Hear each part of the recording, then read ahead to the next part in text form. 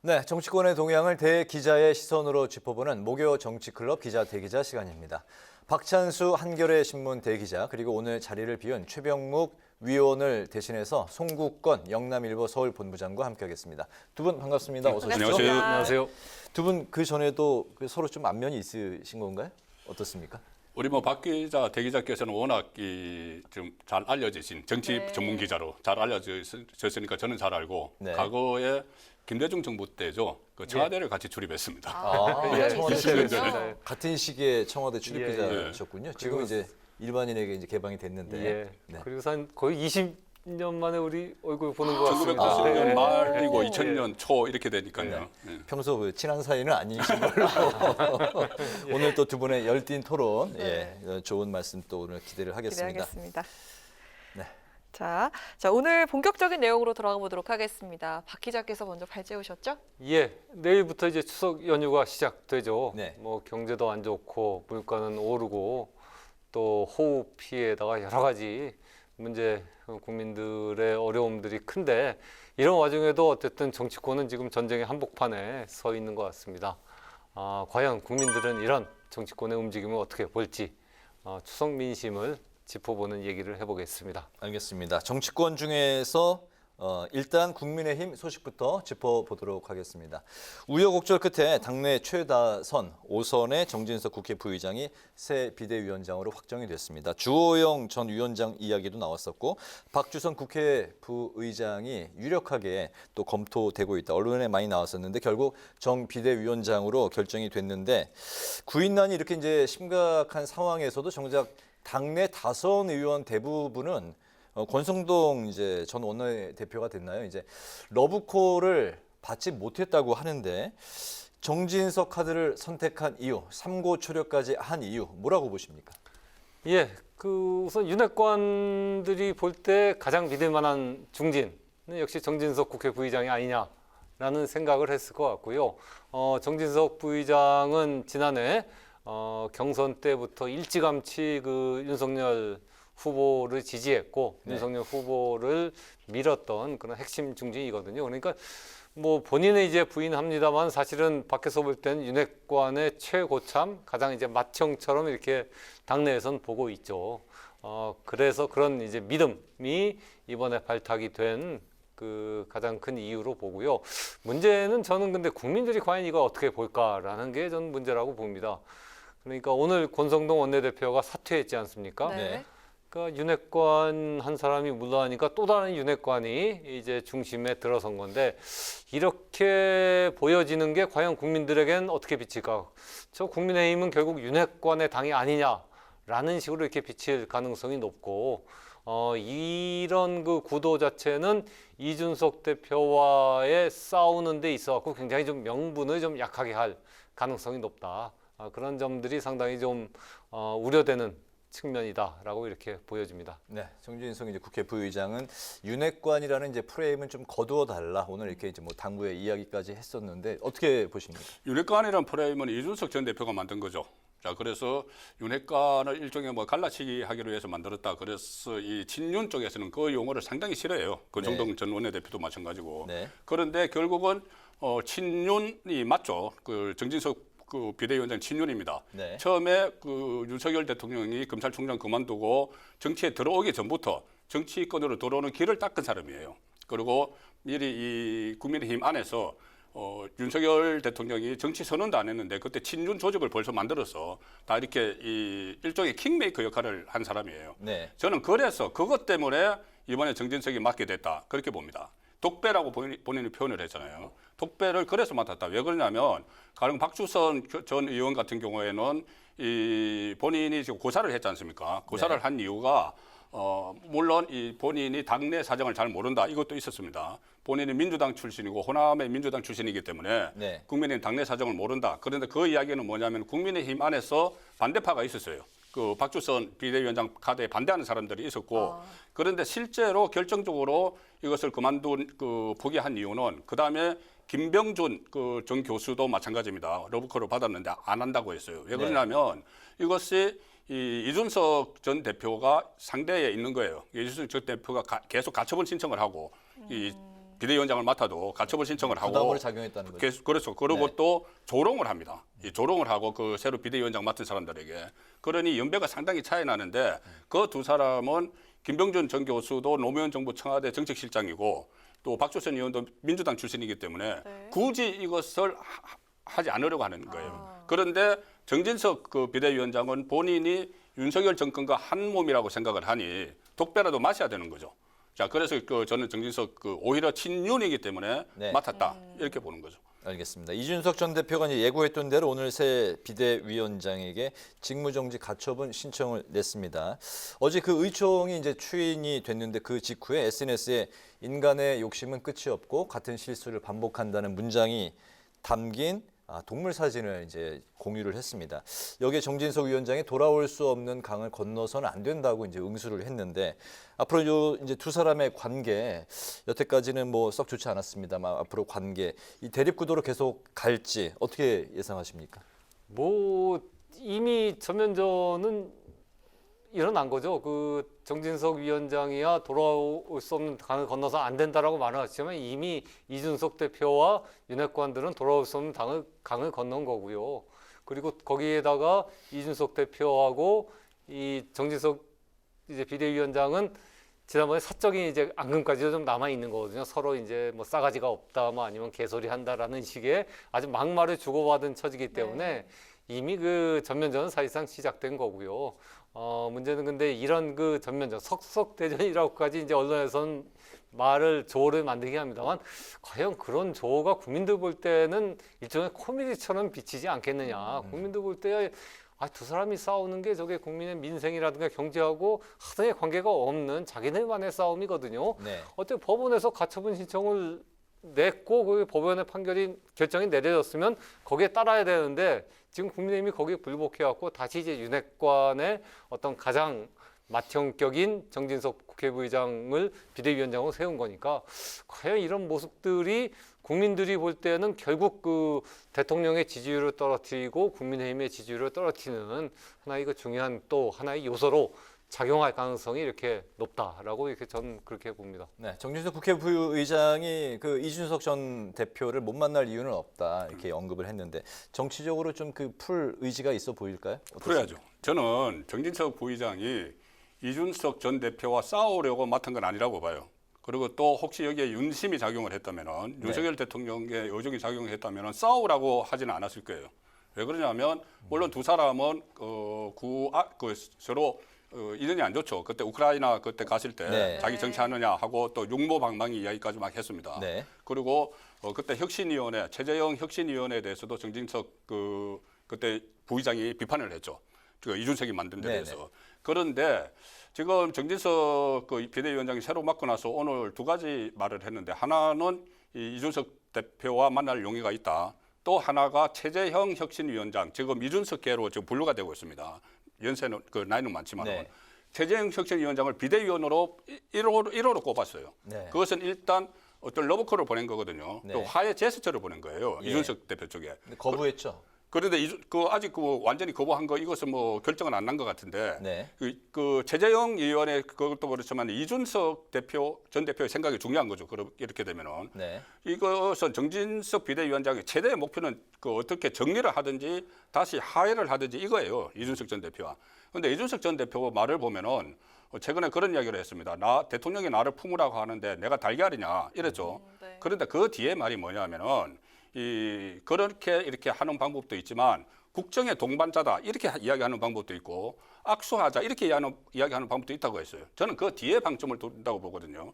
이준석 전 대표도 지금 상당히 벼랑 끝에 몰렸기 때문에 네. 경찰 수사도 있고 윤리위 추가 징계도 있고 그래서 뭔가 화해를 도모를 하려고 하는데 지금은 일단 정진석 비대위원장에게 뭐 동물 사진을 보이고 했지만 정진석 뒤에는 윤석열 대통령이 있는 거예요. 친윤이기 때문에 네. 핵심 친윤이기 네. 때문에 다른 비대위원장이면은 이준석 대표가 당신하고는 안 해, 대통령하고 해야 돼, 직접 담판해야 돼 이렇게 하겠지만 뒤에 교감을 하고 있는 윤석열 대통령과 교감을 하고 있는 정진석 비대위원장이라면은 저는 막판에 서로 같이 이렇게 논의를 해볼 수 있는 그런 여지는 있다고 봅니다. 그렇군요. 이렇게 네. 보시는군요. 저는 좀 하나 덧붙여. 저는 좀 네. 생각이 다른데요.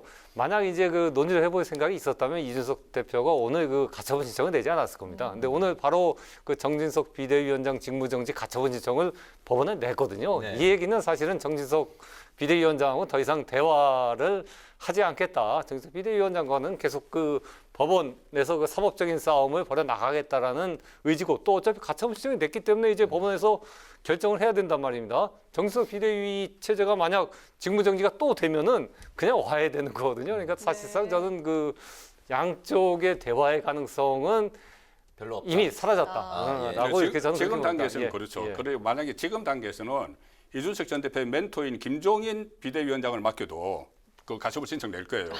그런데 이것은 일종의 협상 카드가 되는 거죠. 나중에는. 네. 물론 제가 이렇게 해서 두 사람이 대화를 하고 극적으로 풀 거다 이렇게 단정을 하는 건 아니지만 그런 여지가 생길 수도 있다는 거죠. 국면을 알겠습니다. 면하기 위해서. 네. 네. 자, 권성동 원내대표가 오늘 자진 사퇴 의사를 밝혔고 또 새 원내대표 선출을 해야 합니다. 경선은 오늘 19일에 하기로 했는데요.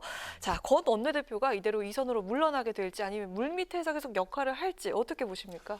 당분간은 하기가 어렵죠. 지금 그 윤석열 대통령의 어중이 들어가 있다고 봐야 됩니다. 네. 원내대표에서 물러나란 건 지난번에 두 사람이 그 만찬을 해서 그 자리에서 그 이야기가 나왔다는 거잖아요. 이 비대위 출범시키고 나서 물러나겠다. 좀 네. 그렇게 해라. 이렇게 된 것이고, 또 한 축에 있는 장제원 의원이 같은 윤핵관 이렇게 불리는데 장제원 의원이 이선 후퇴 선언을 했습니다. 어쨌든 그렇다면은 이 상황에서 윤석열 그 대통령 정부 초기에 이렇게 한 4개월 만에 이선으로 일단 두 사람이 물러나는 모양새를 보였으니까 지금 그리고 이것이 더 막후 실력자로 행세하기 어려워진 것이 본인들이 그 장제원, 권성동을 비롯해서 친윤 국회의원들이 대통령실에 용산 대통령실에 상당히 참모들을 많이 집어넣었거든요. 네. 밀어넣었습니다. 그리고 거기뿐이 아니고 장관 정책보좌관이나 이런 데 쫙 깔아놨는데 사실 쫙 깔아놨는데 이게 다 정제가 됐잖아요. 지금 50명이 지금 네. 행정관급이 정리가 되는 상황이니까 본인들이 어떤 영향력을 행사를 하려면은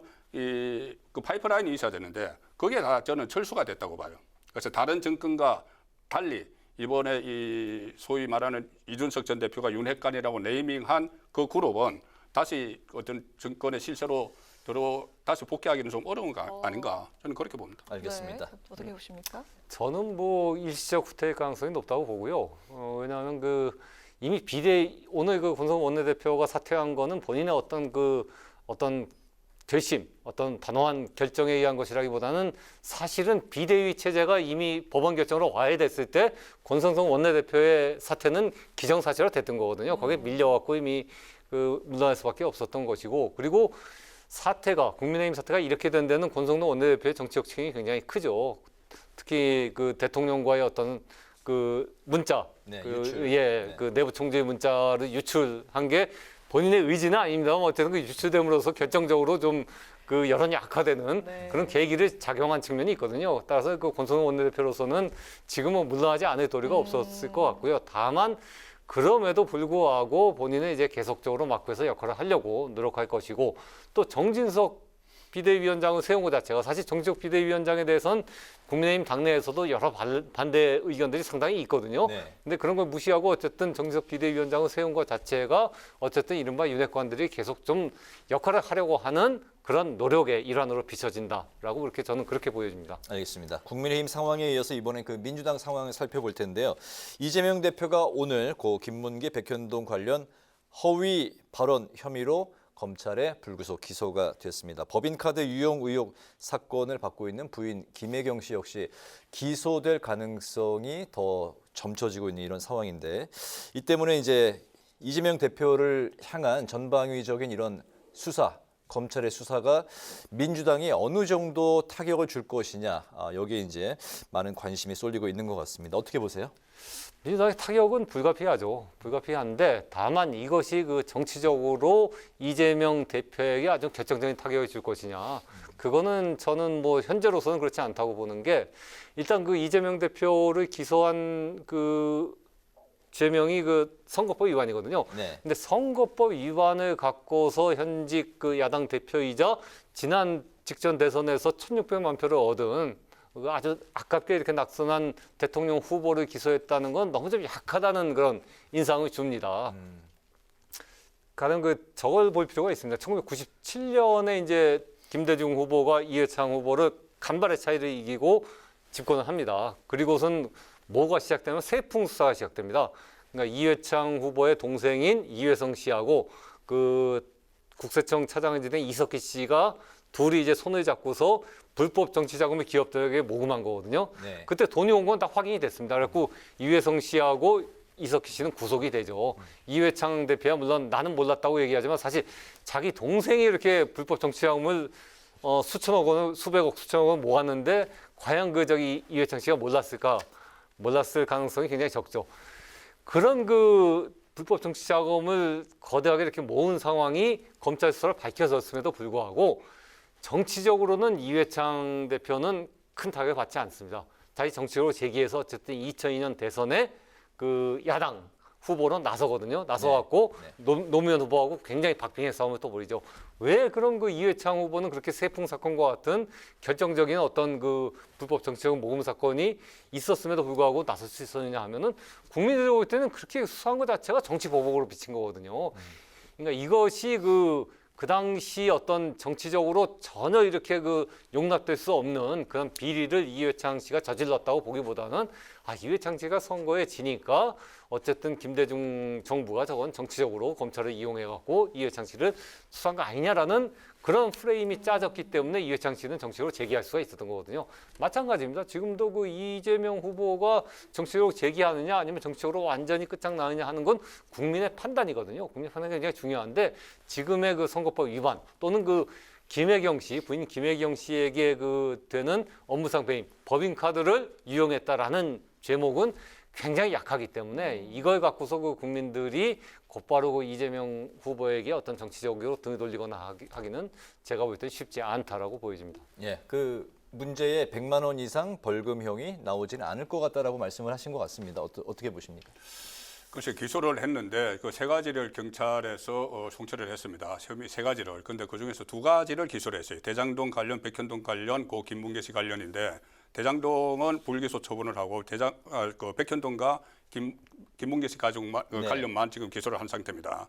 자, 그러면 그것이 100만 원이 나올 것인가? 그거는 좀 한참 기다려야 돼요. 대법원까지 가려면은. 네. 그것은 일단 논외로 치고 이게 뭘 봐야 되냐 하면은 물론 이 대선 때 선거 때 보통 고소 고발한 건 선거 끝나면 다 치하를 하고 하죠. 그런데 여기에서는 시민단체가 고소 고발한 게 있어요. 그것 때문에 지금 이렇게 됐는데 물론 지금 말씀하신 대로 선거법 위반 가지고 국민들이 이재명 대표가 정말 나쁜 사람이구나 그까지는 안 갈 거예요. 그런데 이거 예고편입니다. 이것은 본건이 있어요. 그러니까 대장동 사건, 백현동, 성남 FC 상당히 많지 않습니까? 법인카드 이런 것들이 지금 검찰이 기소한 거는 거기에서 파생된 겁니다. 그 본안에 대해서 본인이 선거 때 사실과 다른 말을 해서 말 그대로 허위 공표를 해서 유권자의 선택에 혼란을 줬다 이겁니다. 네. 그러면 이것을 파생된 것이고 진짜는 대장동, 백현동 같은 특혜 의혹, 배임, 횡령 이 수사가 지금 본격적으로 들어갔거든요. 강제 수사가 들어갔기 때문에 네. 지금 말씀하신 대로 선거법 관련해서는 국민 여론을 움직이지 못하지만 본건 수사에 들어가면 그건 어떻게 될지 모르는 상황. 네, 네. 네, 민주당도 강행을 하고 있는데요. 어제 의원 전원 명의로 김건희 특검 법안을 발의를 했고요. 그리고 김건희 여사 장신고 신고 누락 관련해가지고 윤 대통령을 고발하면서 정말 정면 대응에 나선 모습입니다.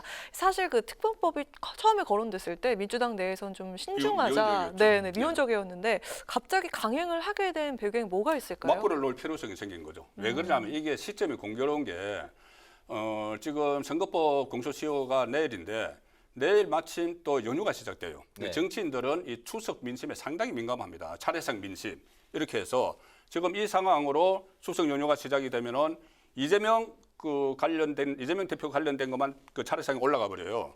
이렇게 선거법 위반 이런 거 기소됐다더라 네. 이런 것만 올라가요. 그러면은 민주당 입장에서는 맞불을 놔야 되니까 그동안 미온적인 것들 중에서 김건희 리스크를 끄집어낸 거죠. 지금까지 보면은 민주당의 전략 대선 때부터도 윤석열 후보, 지금 윤석열 대통령을 공격하는 것보다 그때 김건희 대표, 지금 김건희 여사를 집중적으로 공격을 하거든요. 그 허술한 구석이라고 보는 거예요. 그 차원에서 그 전에는 이 좀 신중해야 된다. 잘못하면 이거 어떻게 보면 세 가지인데 뭐 코바나 컨텐츠 협찬 의혹이나 도이치모터스 주가 조작, 거짓 학력 경력 이건데 이거 사실 보면은 문재인 정권 때부터 수사를 해왔던 거예요. 특검이라는 것이 검찰 수사가 미진하면은 특검으로 가는 건데 네. 문재인 정권 검찰에서 물론 시작은 윤석열 검찰총장 시절에 했지만 그 다음에 김호수 검찰총장 시절에도 계속 했거든요. 그러면은 문재인 정권 때 검찰 수사가 미진하니까 지금 특검을 해야 된다. 이 이야기도 될 수 있기 때문에 상당히 그 조심스러웠는데 결국은 지금 이 시점이 이렇게 공교롭게 맞물리면서 맞불을 놓을 필요성이 있으니 제기를 하는 거죠. 네. 네.